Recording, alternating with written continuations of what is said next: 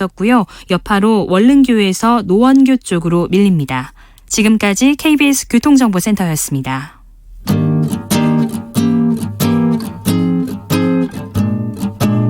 KBS 1라디오 오태훈의 시사본부, 여러분의 참여로 더욱 풍성해집니다. 방송에 참여하고 싶으신 분은 문자 샵 9730번으로 의견 보내주세요. 짧은 문자는 50원, 긴 문자는 100원의 정보 이용료가 붙습니다. 애플리케이션 콩과 마이케이는 무료고요. 시사본부는 팟캐스트와 콩, KBS 홈페이지를 통해 언제나 다시 들으실 수 있습니다. 많은 참여 부탁드려요. 네, 신종 코로나 바이러스의 중국 내 사망자가 100명을 넘어섰습니다. 확진 환자가 4,000명, 4,500명이 넘었다고 하죠. 지금 우리 정부가 우한에 전세계 띄워서 현지에 있는 교민들 귀국시킬 방침인데요. 그 우한시고, 우한시는 후베이성 내에 있습니다. 이 후베이성의 청소년 농구 대표팀 감독이 우리나라 감독입니다. 박종천 감독께서 그곳에 계시다고 해서 저희가 좀 연결해서 현지 상황 어떤지 들어보도록 하겠습니다. 박 감독님 계세요? 예, 안녕하십니까. 예. 우한은 언제 가셨어요? 2018년 3월 달에 왔습니다. 그러니까 U17, 그러니까 청소년들 농구 대표팀 감독 맡고 계시는 거잖아요. 예, 후베이성 청소년 대표팀 감독을 맡고 있습니다. 예. 지금 훈련 같은 건 아무것도 못 하겠네요.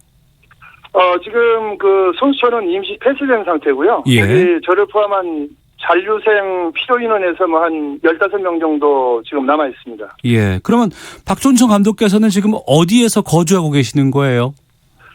저는 지금 그 우한시에 있는 우창이라는 곳인데요. 네. 화난 수산물 시장 발원지에서부터 한 40km 정도 떨어진 후베이성 그 청소년이 아니라 그 올림픽 센터 서울촌에 네. 있습니다. 그곳은 좀 안전한 곳으로 봐도 되겠습니까? 뭐 지금 중국 전역이요. 예. 그 어느 곳도 안전하다고 볼 수가 없기 때문에요. 예. 여기서 40km 정도 떨어져 있지만은 예부하고 완전한 통제가 다 돼 있어서요. 사람을 전혀 못 만나게 합니다. 그리고 밖에서 들어오는 차량이라든가 사람이 모두 다 그 통제돼 있기 때문에 예. 나가지 않고 만나지 않는 게 이제 안전하기 때문에 그나마 비교적 좀 낫다고 볼 수가 있습니다. 그러면 박 감독께서는 언제부터 외출을 못 하셨습니까? 지금 22일부터 못 하고 있습니다. 아, 그래요.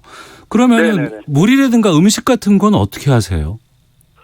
여기는 이제 우리나라 그 진천 선수촌 같은 그 대표단이 먹는 숙소기 때문에요. 예, 예. 체육국에서 일부 지원을 해주고 또 제가 개인적으로 사놓은 그 생수가 좀 남아 있는데요. 네. 지금 아침, 점심, 저녁은 도시락 배달이 좀 되고요. 그다음에 식사 같은 건 그렇게 하고 물은 지금 이제 일주일이 지났기 때문에 거의 이제 동나가거든요. 그래서 네.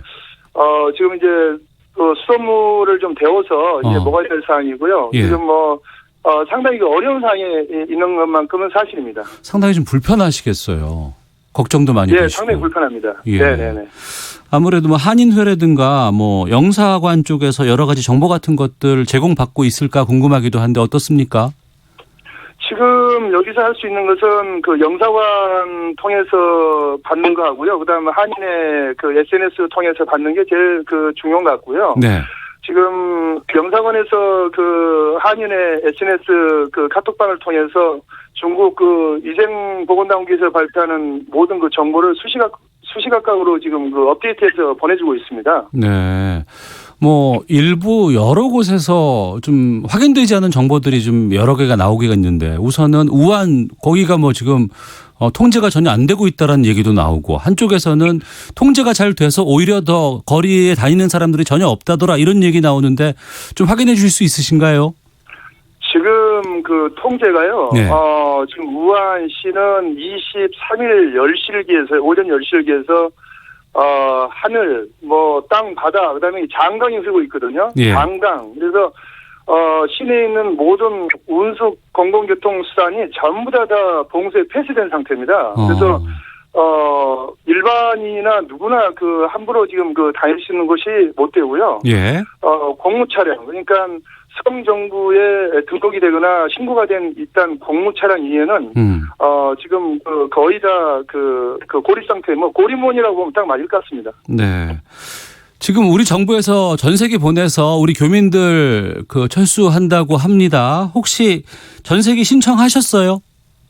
예, 뭐 저희들 신청했습니다. 그래서 지금 기다리고 있는 상태인데요. 예. 어제 그 영사관에서 그 신청자 명단 오늘 그 정오를 전후해서 발표한다고 그랬는데 하루 이틀 늦어진다고요. 31일 그렇게 나왔는데 네. 오늘 저녁에 아마 그 탑승자 명단 그 발표한다고 이렇게 그 정보가 왔네요. 네.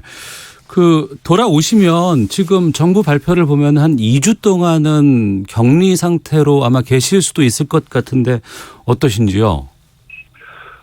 적극 협조해야죠. 왜냐하면은 지금 여기 그 현 상황이 굉장히 위중하고 네. 만약에 여기서 발병이 됐을 경우는 또 외국인들 저희 같은 경우는 지금 뭐 여기 뉴스 보면 병상이라든가 아니면은 모든 게 그 많이 부족한 상황이기 때문에 한국 가서 어떠한 그 격리 조치가 있어도 거기에 충실하면서 만약에 어떤 상황이 발병이 되더라도 거기서 이렇게 치료받는 게 아무래도 교민들한테나 모든 분들한테 좀 그 편리하지 않겠나 이런 생각이 듭니다. 네.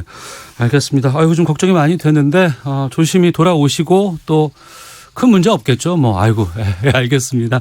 오늘 말씀 여기까지 네, 듣겠습니다. 예, 고맙습니다. 네, 감사합니다. 예. 네. 중국 우한 현지에 있습니다. 후베이성 U17 농구대표팀 박종천 감독 연결해서 좀 말씀을 들어봤습니다. 중국 현지 상황 좀 살펴봤고요. 지금 많은 분들께서 이 신종 코로나 바이러스 관련해서 좀 걱정하고 계시는 것 같은데 전문가께서는 어떻게 보고 있는지 또 우리가 평소 생활하면서 어떻게 준비하는 것이 좋을지 좀 알아보겠습니다. 고려대학교 구로병원 감염내과의 김우주 교수를 연결하겠습니다. 나와 계시죠? 네, 안녕하세요. 예. 어제와 비교해서 중국 현지의 감염 환자가 급격도로 많이 느는 것 같은데 사망자도 많이 늘고 어떻게 보십니까? 예, 아마도 이제 전체 환자의 일부인데 이제 진단 확진 환자가 느는 검사법이 보편적으로 사용되는 부분도 있고 실제 환자가 느는 부분도 있고 두 가지가 복합적으로 해서 네. 환자가 늘고 있고 비례해서 사망자도 늘고 있다고 생각이 됩니다. 1월 초에 중국 우한에서 확진 환자가 나왔고 우리는 지난 20일에 확진 환자가 첫 발생을 했습니다. 뭐 전문가들은 뭐 이번 주가 고비일 거다 뭐 이런 전망도 나오고 있던데 어떻게 보시는지요? 매 순간이 고비라고 생각이 되고요. 예. 이제 지금 중국은 사실 작년 12월 31일 날 세계보건기에 처음 환자가 있는 걸 보고 했는데 이제 저희들이 문헌이나 여러 가지 뉴스를 보면 작년 11월부터 우한시에서 이제 환자가 발생이 시작돼서 예. 그것이 이제 중증 환자들이 모이면서 표면화된 것 같고 따라서 지금 뭐 아프리카를 제외하고는 4대륙에 확산됐고 우리나라도 이제 네 번째 환자가 유입 환자가 확인됐는데 이제 지금 걱정은 네. 세 번째, 네 번째 환자분이 이제 증상이 있으면서 뭐 4월 동안 돌아다니시면서 네네. 밀접 접촉자가 뭐 각각 한 70명 넘게 지금 있는 걸로 알고 있지 않습니까? 예. 관건은 어떻게 보면 골든 타임입니다. 매 순간이 골든 타임인데 지금이 상당히 중요한 골든 타임이라고 저는 봅니다. 왜냐하면 밀접 접촉자 중에서 2차 감염자가 생기면 이분은 중국 여행을 오지 않은 상황에서 첫 내국인 확진 환자가 되고 네. 이분으로부터 내국인이 또 전파가 되면 그것이 3차, 4차로 가는 거기 때문에 그 의미는 상당히 크다고 봅니다. 지역사회 이제 확산이 시작됐다라고 보는 거기 때문에 네. 지금까지는 중국을 14일 이내에 다녀온 이 여행력을 바탕으로 열과 호흡기 증상이 있으면 의심하는 이런 상황이었는데 네. 지역사회에서 3차, 4차 내국인 사이에 환자 발생이 확인되면 이제 중국 여행력과 무관하게 열과 호흡기 증상 있는 환자를 의심해야 되는 상황이 되니까 의심 환자 수가 굉장히 늘게 돼서 일선 보건소나 뭐 방역요원이나 의료진한테는 상당히 큰 부담이 될 수가 있어서 이런 상황이 오지 않도록 지금 과감하게 이제 그 방역 조치를 해야 된다. 물량을 총동원해서라도 해야 된다. 그런 생각이 듭니다. 그러니까 중국이라든가 우한을 다녀오지 않은 확진자가 나온다면 그때부터는 양상이 달라지는 거군요. 그렇죠. 이게 매 순간이 이제 하나씩 뚫리는 상황인 거죠. 우리가 뭐 첫 환자는 공항에서 확진 격리했고, 네. 두 번째 환자는 공항을 통과했고, 세 번째, 네 번째는 잠복기 상태에서 통과했고, 돌아다니면서 지금 접촉자 생겼고, 만약에 거기서 환자가 생겼다. 이게 네. 하나의 또 우리가 상황이 좀 악화되는 상황이고, 또 3차, 4차가 또 생기면 또 문제가 되는 거죠. 그래서 네. 매 순간이 이제 우리가 골든 타임이긴 한데 지금이 어떻게 보면 상당히 중요한 변곡점이다라고 생각이 됩니다. 알겠습니다. 또 하나 여쭤보겠습니다. 중국 보건당국이 이 잠복기에도 이 바이러스가 전파될 수 있다라는 그 얘기를 했어요. 그런데 또 일부에서는 그건 가능성이 낮다. 뭐 이렇게 보건당국도 좀 얘기를 하고 있는데 여기에 대해서는 어떤 입장이세요? 그러니까 일반적으로 감염병이 증상이 없는 잠복기에는 전파하지 않는 것이 이제 원칙으로 알고 있고, 물론 예외적으로 홍역이나 수두나 뭐 독감 같은 경우는 잠복기에도 전파가 가능합니다. 근데 이제 어제 그 중국 국가위생보건위원회 주임이 네. 잠복기 전파 사례도 있다, 전파력이 빨라지고 있다, 환자 발생이 늘 수 있다, 이런 발표가 사실은 자세한 근거 자료가 없습니다. 물론 보건당국의 고위층이기 때문에 중국에서 지금 신종 코로나 환자 바이러스 감염 환자의 자료를 분석을 해서 근거를 갖고 말했으리라고 생각하지만 구체적인 근거 자료가 없기 때문에 일단 한쪽에서는 진짜 그럴까 하는 의구심도 있는 것이 사실입니다. 그래서 어쨌든 뭐 근거 자료를 제시하든지 아니면 우리가 요구를 하든지 뭐 세계보건기구가 검증을 하든지 해서 확인이 필요한 부분이고요. 네. 어쨌든 뭐 잠복기에 감염 우려가 있다 하더라도 굉장히 낮을 것이다. 우리가 뭐 기침재채기하고 열나고 할 때 이제 비말이 나오면서 주변에 바이러스가 퍼지면서 감염자가 생기는 것이 보통인데, 네. 증상이 없는 잠복기는 기침재채기도 안 하기 때문에 주변에 바이러스 양도 적거니와 보유 양도 적거니와 주변에 퍼뜨릴 기회는 굉장히 낮기 때문에 네. 잠복기에 설사 감염력이 있다 하더라도 굉장히 낮을 것이다. 그런 예상을 해봅니다. 네. 일반인들이 상당히 좀 불안해하시고 있어요.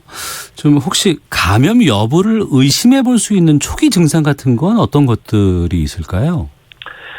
지금 초기 증상이 이제 열이 나고 오한이 나고 온몸이 쑤시고 뭐 근육통, 뭐 인후통.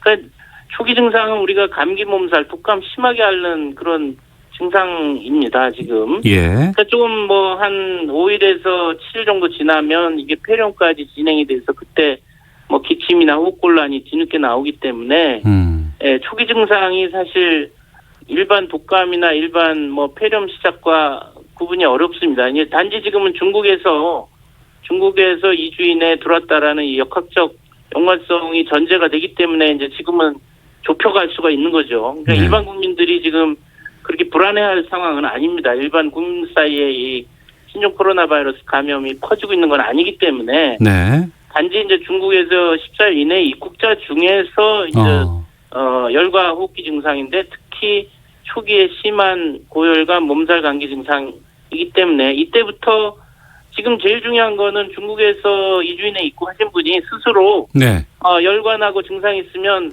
꼼짝 않고 집에 딱 계시면서 마스크 착용하고 1339 연락해서 조치를 받고 안내를 받는 것이 가장 중요합니다. 이게 지금 국민의 협조가 굉장히 중요한 거죠.